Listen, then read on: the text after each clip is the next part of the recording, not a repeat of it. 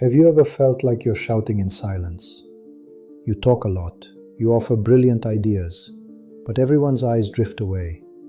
Your words just slide off, failing to touch, failing to stick. It turns out the biggest mistake of the talkative is forgetting how to listen. You are at Insightful Journey, and I am Tuệ An, your companion on the path to finding peace and understanding. I want to tell you about a person named Min. Min was a good employee, full of enthusiasm, but he had a quiet nickname, the loudspeaker.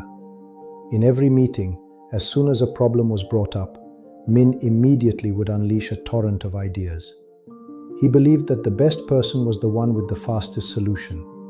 He always tried to dominate the atmosphere, using words to prove his worth. Once, during an important meeting about a strategy change, the boss asked for everyone's opinion. Min immediately proposed a complex, overly detailed and confusing solution. He spoke for 15 minutes without a break. When he finished, there was silence, and then another colleague gently said, "Thank you, Min, but the main issue is that Team A is understaffed, not implementing AI into the workflow." Min felt deeply hurt. He had prepared carefully, spoken passionately, but why? Did no one listen? He told himself, why can't they see my value? Are they intentionally trying to exclude me? Min's relationships at work and at home slowly deteriorated. His wife often complained, "You only listen to reply, not to understand." Min came to me with the question, how can I get people to listen to me? But I countered by asking him, have you ever truly listened to anyone? People do not suffer because they lack words. People suffer because they lack deep connection and the feeling of being understood.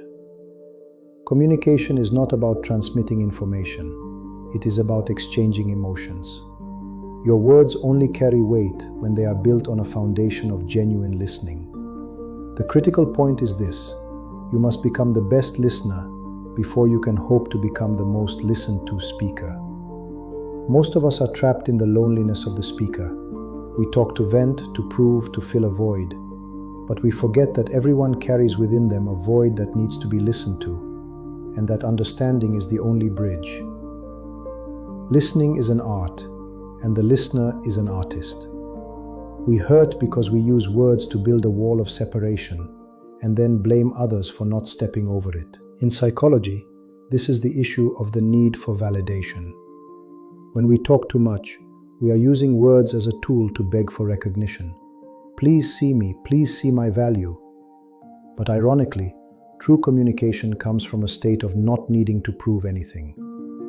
Buddhist philosophy calls this mindfulness in listening. When you listen with mindfulness, you do not listen to object, to preserve the ego. You do not listen to judge, to place yourself higher. And you certainly do not listen to wait for your turn to speak, being distracted by your own thoughts. You listen with your whole mind, without attachment. Back to Min. His mistakes were the false hero complex. He feared silence, feared being seen as useless, so he spoke as a defense mechanism. His words were full of underlying anxiety, anger, and hidden insecurity. Inner monologue. When his colleague spoke, Min wasn't really listening. He was busy organizing his reply in his head. He only heard keywords, then projected his own opinion onto them, leading to irrelevant solutions, like the example of Team A's understaffing. When we don't listen, we are implicitly sending a powerful message. What you say is less important than what I have to say. This is the root cause of breakdown in all relationships, from family to society. Listening is an act of letting go of the need to be right, letting go of the ego, letting go of controlling the narrative. When you let go, you create a space of inner peace for others to be themselves, and only in that space are they truly willing to listen to you. Min changed, and here are 3 simple steps I guided him through, which you can practice every day.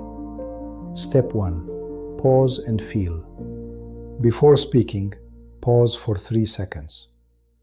Use those 3 seconds to feel. What anxiety is driving me to speak? Am I speaking to help or to prove myself? When you master the intention behind your words will naturally become lighter and deeper. Step 2. Listen at 3 levels. Level of words. Listen to the content. Level of intent. Listen to the intention, the purpose behind the words. Level of emotion. Listen to the sadness, the anxiety, or the hidden joy. Try to summarize what the other person said before offering your opinion. For example, if I understand correctly, your point is that we need to prioritize solving the personnel issue first. Is that right? This is an act of respect, and it touches the other person's heart. Step 3. Speak from the heart, not the ego.